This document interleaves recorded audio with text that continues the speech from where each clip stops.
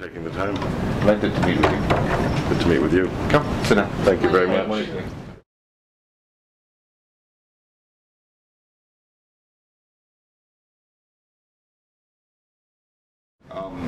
The basic objective was to prevent the real economy. I mean, we can take the hit from the downturn in terms of the capital market. Sure, you know, you're going to lose wealth, and we've lost a lot of wealth like everybody else, maybe less than many other countries. But we are duty bound, you know, to really shore up the real economy so that the global financial crisis will not adversely impact the real economy to the extent that you know, there will be quite severe social cost. For example, increase in unemployment, bankruptcies, general lack of confidence. As you know, there's a lot of it is also psychological. We also realize that the nature of the present crisis, that we cannot exploit ourselves out of the present crisis. So therefore we have to depend by and large on domestic demand. So part and parcel of the fiscal stimulus package is to ensure that the domestic consumption, domestic demand is at a level that will sustain a reasonable rate of growth next year. And at the point when I presented the fiscal package, we estimate that we will achieve more than 5% this year, and we are on track to do that. And we have targeted 3.5%. But having said that, we must not underestimate the problem, the size of the problem, or the gravity of the problem, the seriousness of the problem. So we are monitoring it very closely, and hopefully it is adequate for us.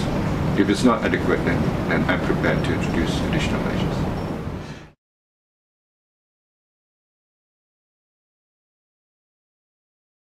Is that we have to support projects and programs that will lead to trickle-down high multiplying effect, and infrastructure projects help, and as well as housing. Infrastructure and housing projects command quite a major portion of the stimulus package.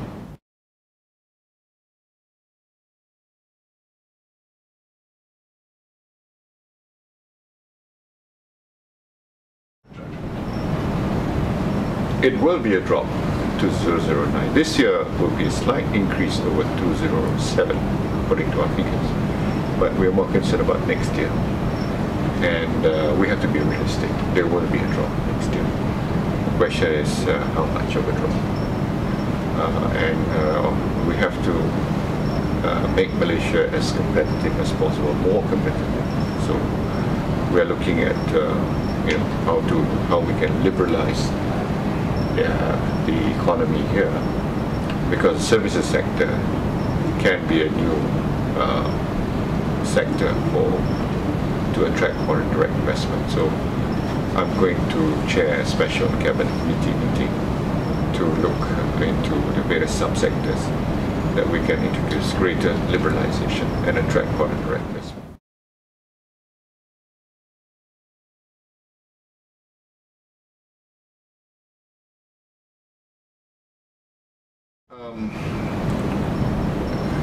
The general overlying, you know, overarching message, if you like, would be that we will continue with very pro-business, market-friendly policies, and that will be further enhanced, you know, as we move forward. Secondly, there's enough resilience in the Malaysian market, in the Malaysian economy, and there are no inherent risks. The banking system is still very sound.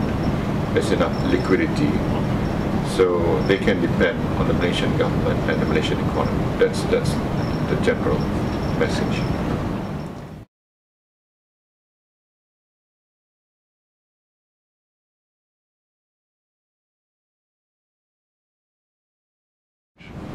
Definitely.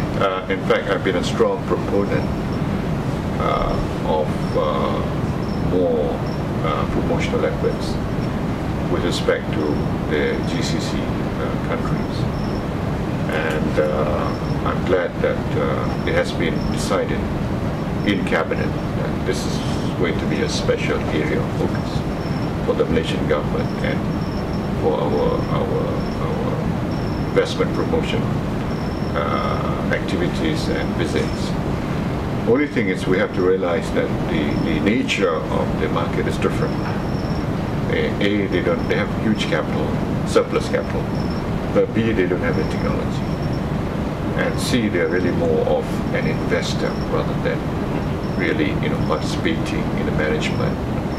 So we have to go there and we have to bring projects to them, as opposed to going to United States or Japan, where you can have a general, kind of a Malaysia, invest in Malaysia promotion. But for these areas, you have to be very, very specific. It has to be project focused, and it has to be very, very much more on a smaller selected basis. So the approach will be different. But yes, this is going to be our priority.